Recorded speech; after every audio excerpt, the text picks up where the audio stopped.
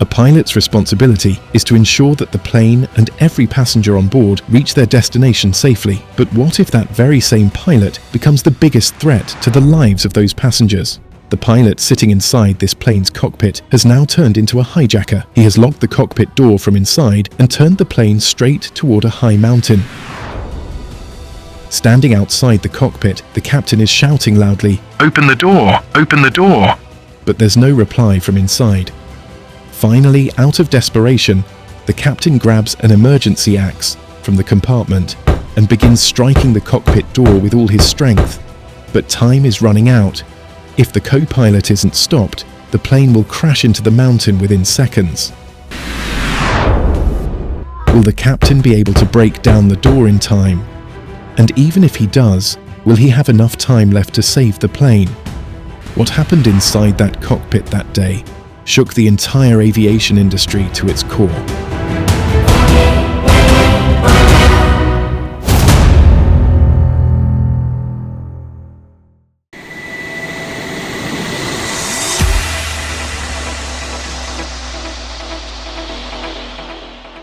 This is the story of Germanwings Flight 9525, an Airbus A320 aircraft flying from Barcelona, Spain to Düsseldorf, Germany.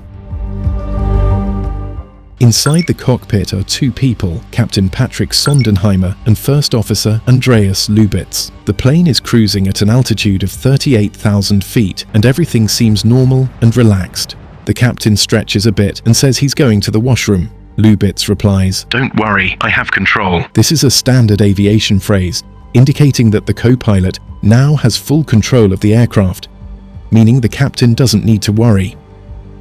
The captain smiles, closes the cockpit door, and leaves for the washroom. So far, everything looks completely routine, but the moment the captain steps out, Lubitz's expression turns deadly serious. He twists a switch on the front panel, changing the autopilot's altitude from 38,000 feet straight down to 100 feet. This is something that is never done. It's like turning a car's steering wheel directly toward a cliff and locking it there.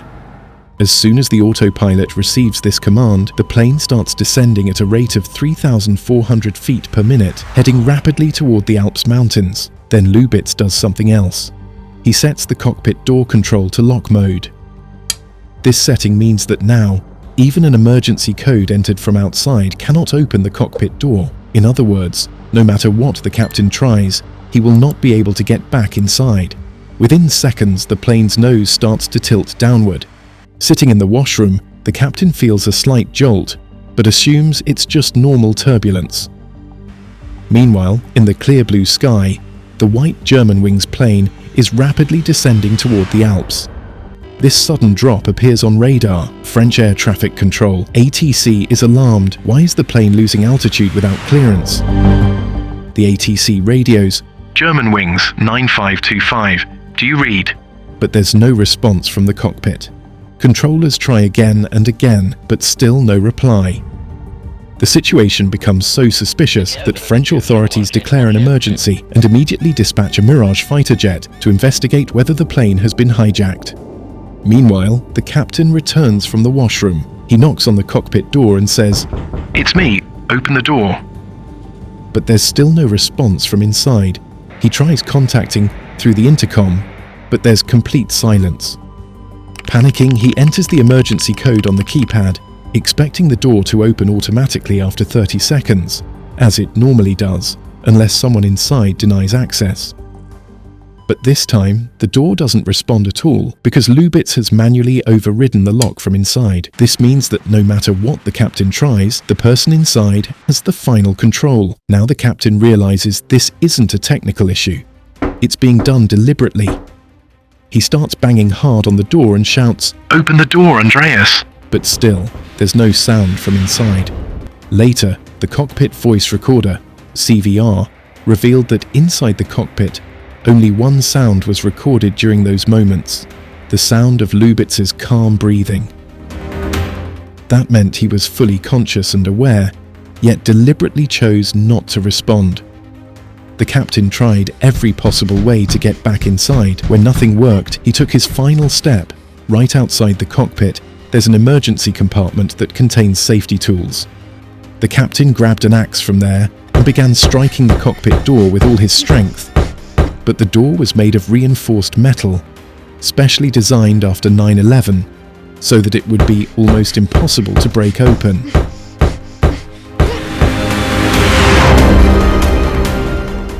The sound of the captain's blows echoed inside, but Lubitz remained silent. His hand stayed on the autopilot lever, and the plane's altitude kept dropping every second. Inside the cockpit, warning alarms started blaring. Pull up, pull up. Exhausted and helpless, the captain pressed his head against the door and cried out, Please open the door. The plane was now only a few seconds away from crashing into a huge mountain. The captain was still hacking at the door with the axe, but could he possibly break through in time? And an even bigger question, why was the co-pilot doing this? If this had been a hijacking, the co-pilot would have made some demands, but he hadn't said a single word. So why had he become the enemy of so many innocent lives? Well, friends, even though this tragedy happened on that day, its story had been written years earlier. To understand it, we need to know, who exactly was First Officer Andreas Lubitz? Andreas Günther Lubitz was a young and talented German pilot, only 27 years old. He grew up in a small village in West Germany, dreaming since childhood of flying in the sky. He started his training at a local aviation club and quickly showed a natural talent for flying. His dream was to join Lufthansa's elite training academy, and in 2008 he was selected. But that same year, his life took a dark turn. During training, Lubitz suffered from severe depression. He became so mentally disturbed that he had to pause his training and undergo psychiatric treatment. This wasn't just normal stress. According to reports, at that time, he even told his doctor about having suicidal thoughts. He underwent months of treatment, therapy, and medication. Only after a long recovery, when doctors declared him fit, was he allowed to return to flight school. Lufthansa and aviation authorities knew about this medical break, so they kept a special watch on him. After completing training, Lubitz earned his commercial pilot's license, and in 2013 he became a co-pilot for Germanwings.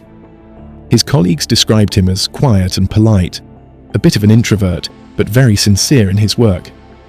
But no one knew that deep inside, he was still battling depression. For years he had been in contact with doctors, repeatedly complaining that he was losing his eyesight. He said he experienced visual disturbances, and he was terrified that if he went blind, his career would be over. But doctors found his eyes to be completely normal. It was all in his mind, worsening his fragile mental state. By early 2015, just days before Flight 9525, Lubitz's mental health deteriorated again. He had begun researching suicide methods and cockpit door security systems on his computer. This meant he was planning something, but due to doctor-patient confidentiality laws, the airline had no idea. At that time, Germany's privacy laws were very strict. Airlines weren't informed of a pilot's medical condition unless the pilot himself disclosed it. In fact, one doctor had even officially declared him unfit to work and handed him a note instructing him not to fly. But Lubitz tore that note apart and kept working. That means he was flying planes while mentally unfit. His long-term girlfriend later revealed that Lubitz once told her, "One day I'll do something that will change the whole system, and then everyone will remember my name." A relationship crisis, career pressure, and mental exhaustion, all of it combined to create a storm inside him. Inside, he had become a man who was about to write his own end. He had decided that if he only took his own life, the world might soon forget him. So he resolved to do something so extreme that the whole world would remember his name. For him, the plane became his weapon, and the darkness inside him became his mission.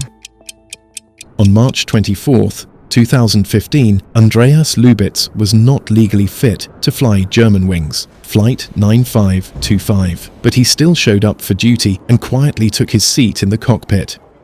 It was a calm morning at Barcelona airport. The sunlight was soft, the sky was blue, and the air perfectly still. On the runway stood an Airbus A320, about to depart from Barcelona, Spain, to Düsseldorf, Germany. Passengers were boarding the plane, families returning from vacations, business travelers shutting down their laptops, and a group of school students heading home to Germany with their teachers. There were 144 passengers and 6 crew members on board.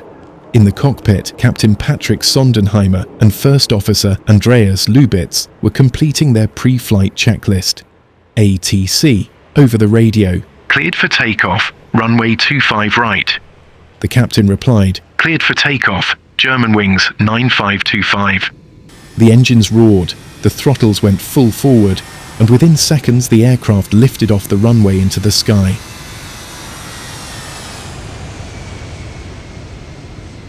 The flight was stable and the cockpit atmosphere calm. The captain and Lubitz chatted casually. The captain discussed approach procedures and Lubitz responded briefly and professionally. Everything looked completely routine and controlled. No one could have imagined the terrifying plan forming inside Lubitz's mind. The plane reached its cruising altitude of 38,000 feet. In the cabin, passengers read magazines, listened to music through headphones, and children gazed out the windows at the clouds. In the cockpit, the captain checked the logbook and said, I'll be right back, going to the washroom. Lubitz calmly replied, I have control. The captain smiled, left his seat, and closed the cockpit door behind him. What happened next? You already know. The captain struck the cockpit door over and over with an axe, shouting in desperation, but Lubitz sat completely still in his seat. His breathing was calm, his face blank, and his eyes fixed on the instrument panel ahead. The plane's altitude continued to drop rapidly. The captain's hands were drenched in sweat, but he kept swinging the axe with all his remaining strength. Inside the cabin, even passengers began to sense that something was terribly wrong. They felt the vibration, looked out the windows, and saw that the clouds seemed to be rising, meaning the plane was descending. Panic spread throughout the cabin. Cries and screams filled the air. The aircraft was now around 10,000 feet. With every passing second, the mountains drew closer. People held onto one another. Some prayed, some closed their eyes. The captain's hands were bleeding, but he refused to stop. He screamed, Andreas, please. The plane was now only a few hundred feet above the ground. GPWS issued continuous alarms. And then, for just 1 second, everything went silent. Germanwings 9525. Do you read? At 10:41 a.m., Germanwings 525 crashed straight into a mountain slope in the French Alps.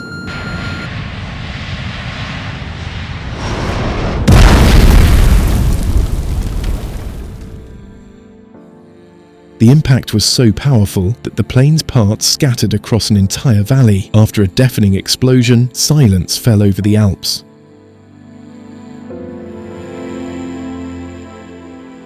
Moments earlier, an Airbus A320 had been soaring in the sky. Now there was only smoke and burning fragments of metal. The valley was blanketed in dust. Helicopters circled above, and rescue teams climbed down the steep slopes. What they saw was unimaginable. Not a single part of the plane remained intact. Everything was shattered into small pieces, because it had struck the mountain at over 700 kilometers per hour. Local authorities quickly secured the crash site. The next day, investigators and the BEA, Bureau of Inquiry and Analysis for Civil Aviation Safety, arrived. Their first mission? Find the black boxes. After 2 days of searching, they found an orange-colored box, the cockpit voice recorder, CVR, which captures every sound inside the cockpit. Once the CVR data was recovered, investigators were shocked. The recording began with a normal conversation, both pilots talking casually. Then the captain left for the washroom, and a click was heard, the sound of the door locking. The cabin pressure, engine sounds, and descent rate were clearly heard. The captain's voice came next. "It's me, open the door," but there was no response. Then came his desperate cries, the sound of banging, the axe hitting the door, the alarms, and one steady sound, the breathing of a single man, Andreas Lubitz. Hearing this, investigators realized immediately this was no accident, but a deliberate act. French authorities and Lufthansa both confirmed the shocking truth. The co-pilot had intentionally crashed the plane. When the news spread, the world fell silent. Families were devastated. Airports held candlelight vigils. The entire aviation industry was in shock. Following the BEA's technical report, German investigators searched Lubitz's home. They found torn medical notes and doctor's certificates, stating that Lubitz was unfit to work. Before the crash, his mental condition had deteriorated so badly that doctors had recommended hospital-level psychiatric treatment. But the same system that protected pilots' privacy also kept airlines in the dark. From his computer, investigators recovered internet search history, terms like cockpit door security system, suicide methods, and plane crash. They also discovered he had been taking antidepressants and that several doctors had already advised him not to fly. When Lufthansa learned that their pilot had been mentally unstable and they hadn't noticed, the airline's management came under intense scrutiny. The aviation community realized this was not just one man's mistake, it was a failure of the entire system. The Germanwings Flight 9525 tragedy shook the aviation world. Every airline, every pilot, every regulatory authority saw it as a wake-up call. The first change came in cockpit rules. Now, no pilot is ever allowed to remain alone in the cockpit. Europe, Canada, and many other countries implemented the two-person cockpit rule, meaning if one pilot leaves, for example to use the washroom, a cabin crew member must temporarily enter the cockpit. Lufthansa and Germanwings were the first to adopt it. It was a simple but powerful step, ensuring that no pilot could ever again lock themselves alone in the cockpit and repeat such a tragedy. After this, the aviation world began focusing more on pilot mental health. They understood that a safe flight doesn't depend only on engines or autopilot systems. It depends equally on the pilot's mind. The European Aviation Safety Agency, EASA, formed a special task force to monitor pilot mental health. Airlines introduced confidential helplines and peer support programs so pilots could talk openly about stress and depression without fear. Lufthansa began conducting random psychological tests, and doctors were given the right to inform airlines if a pilot was mentally unfit, even if confidentiality laws applied. This created a new balance, protecting privacy while also ensuring safety. Germanwings permanently retired flight number 4, U9525, so that the tragic memories linked to that route would fade. Near the Alps, in the small village of Laverne, a simple stone memorial was built at the crash site.